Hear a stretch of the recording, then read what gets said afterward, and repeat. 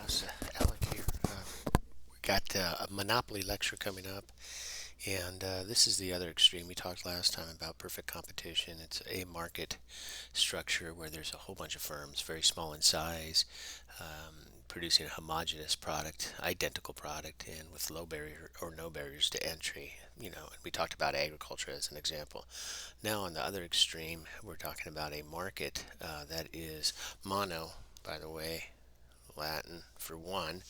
It's a single firm supplies the entire market. Therefore, the demand curve for the firm is equal to the market demand curve.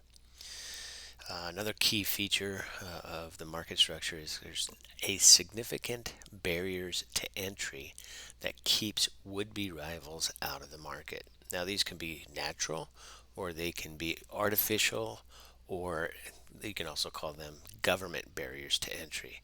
Natural barrier is control over a natural resource. De Beers diamond mines, for example, economies of scale, which says bigger is better in terms of lower uh, average total costs. Therefore, it's a market that is naturally predisposed to become a monopoly. There's government, licensing, patents, 17-year exclusive production right, copyrights. These are all examples of barriers to entry. Now, with this market structure, a monopolist has monopoly power. This allows them to do, and much like perfect competition, is that their first task is to find the profit maximizing rate of output, which we call Q star. Of course, they find that where marginal revenue equals marginal cost. And then that was the end of the story for perfect competition. And then the perfectly competitive firm really has to focus on their costs and new technologies that push their costs down, allows them to maintain their profits. It's intense competition. Whereas a monopolist, they have monopoly power. They have the ability to set whatever price they choose. But we're gonna figure out here that this price that they pick is going to be a P star, and it'll be a profit maximizing price. So let's get back to the first step is to find where marginal revenue is equal to marginal cost, and this is the level of production. Follow this up, and then you ask yourself, okay, I think, oh, let me draw the average total cost curve in here, just like that. And then you say, okay, if this is my profit maximizing rate of output, how much will the market pay for this level of output? Well, the answer is the demand curve. Remember, the demand curve is revealing both the price and quantity, right? So now come over here. This is the profit maximizing price as revealed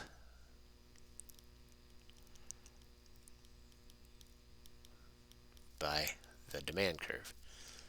The next step here is, okay, how much are my costs? That's this box here, or that height there. That's my average total cost. So let's look at revenues in blue.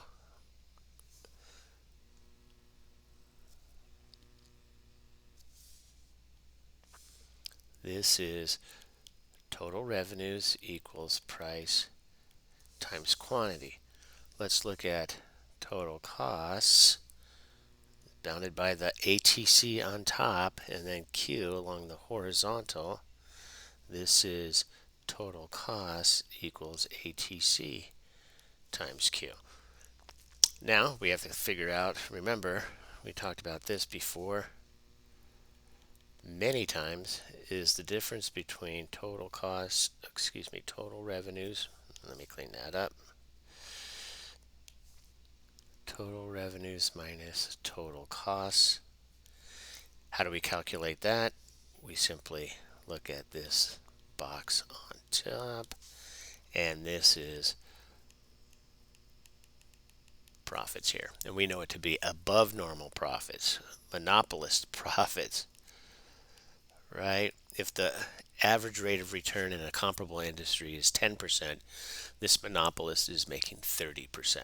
What happens in competition? We know that above normal profits attract entrants. New firms coming into the market shifts the supply curve out and to the right, puts a depressing effect on price, and that competition is relentless. What happens here? This is a short run equilibrium for a monopolist. How does that compare to the long run? They're one and the same.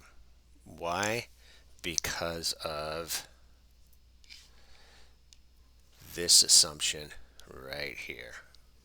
There are significant barriers to entry that keeps would-be rivals out of the market. Does that make sense to everybody? So now let's go on and let's compare perfect competition and monopoly.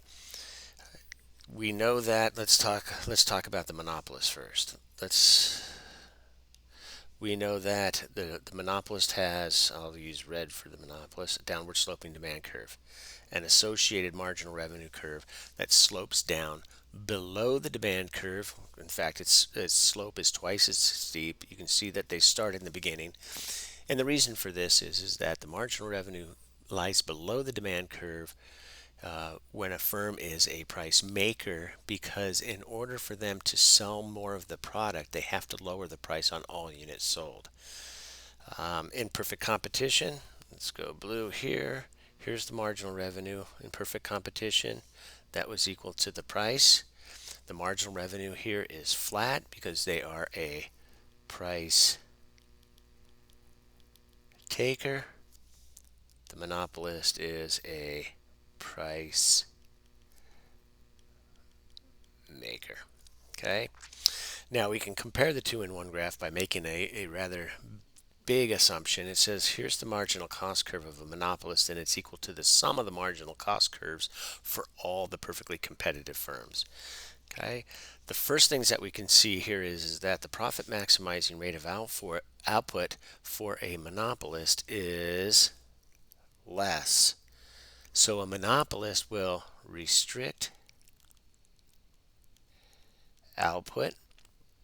We can also see that the price of a monopolist is greater than the price in a perfectly competitive industry.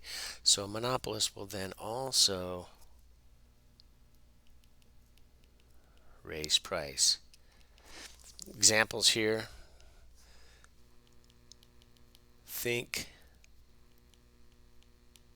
Rose Garden. How much do you pay for a bottled water at the Rose Garden? A lot. Think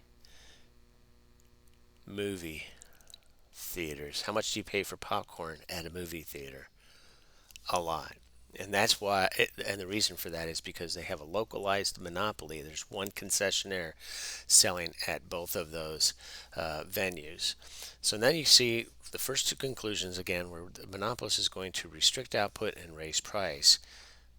This is what you feel right here.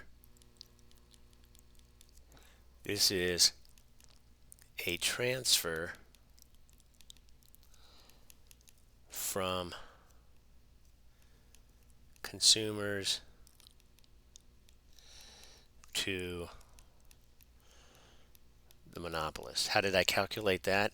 By the by the price difference times the quantity purchased at a monopolist, and that would be right here. Remember, the blue is PC.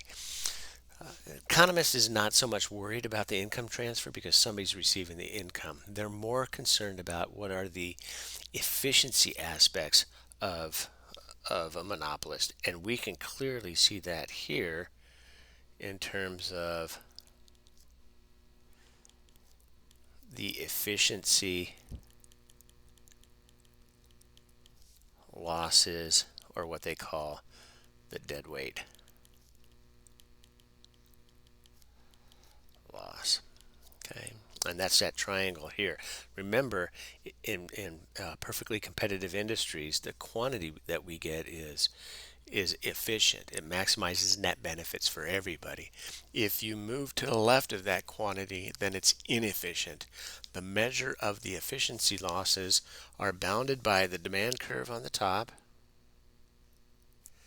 and the marginal cost or supply curve right here, and then we just shade that in. And that is a dollar measure of the efficiency losses of a monopolist. Okay, questions? Oh, you can't ask questions. I'm just kidding. That's it. Bye.